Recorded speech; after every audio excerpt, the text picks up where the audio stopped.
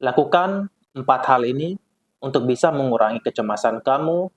Jika kamu saat ini ngerasa cemas memiliki penyakit jantung misalnya, atau memiliki penyakit paru-paru misalnya. Teman-teman yang pernah saya lakukan hipnoterapi seorang anak-anak yang merasa cemas dia memiliki penyakit jantung, merasa cemas dia memiliki penyakit paru-paru. Dan hal itu pun membuat dia bolak-balik pingin ke IGD, bertemu dokter untuk dicek apakah jantungnya sehat, apakah paru-parunya sehat. Hingga pernah suatu kejadian dalam 1 hari, dia itu sampai 8 kali bolak-balik ke IGD, pulang ke rumah, ke IGD lagi, pulang ke rumah.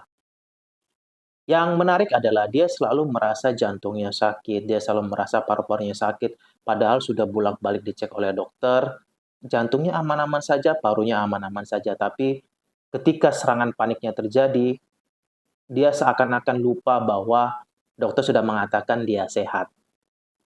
Dan sensasi-sensasi fisik inilah yang sering dialami atau dirasakan oleh para penderita cemas ataupun anxiety. Ngerasa juga kepalanya pusing, ketika melihat ke arah atas dia ngerasa pusing, ketika ngelihat ke arah depan dia ngerasa pusing, seperti mau jatuh rasanya. Dan setidaknya ada lakukan hal-hal berikut untuk bisa membantu kamu mengurangi kecemasan. Yang pertama, percayalah bahwa semuanya aman.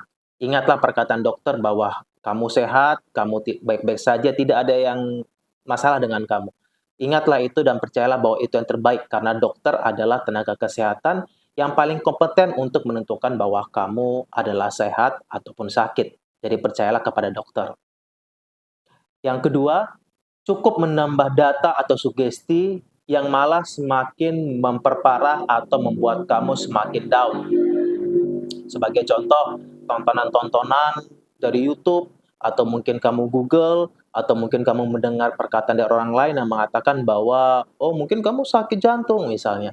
Cukup atau stop terhadap perkataan-perkataan seperti itu karena kembali lagi yang paling kompeten untuk menentukan kamu sakit atau tidak adalah dokter. Jadi, stop self diagnose atau mendengar dari orang-orang yang kurang kompeten dalam menentukan kamu sakit atau tidak. Yang ketiga, jangan memberikan fokus pada sensasi fisik tersebut. Saya tahu bahwa banyak yang merasakan tidak nyaman di jantungnya, merasakan tidak nyaman di kepalanya seperti muter-muter, kepalanya seperti keliengan, atau mungkin kepalanya seperti ditekan dari dalam atau dari luar. Dan janganlah fokus kepada hal tersebut. Terima saja, tapi jangan fokus pada hal tersebut. Dan yang keempat yang bisa kamu lakukan adalah kosongkan pikiran kamu saat kamu merasakan sensasi fisik tersebut atau saat kamu merasakan ketidaknyamanan tersebut, kosongkan saja pikiran. Jangan terlalu fokus kepada hal tersebut, nikmati saja apa yang kamu lakukan saat ini. Misalnya kamu saat ini sedang minum teh atau saat ini kamu sedang minum kopi, nikmati saja apa yang sedang kamu lakukan.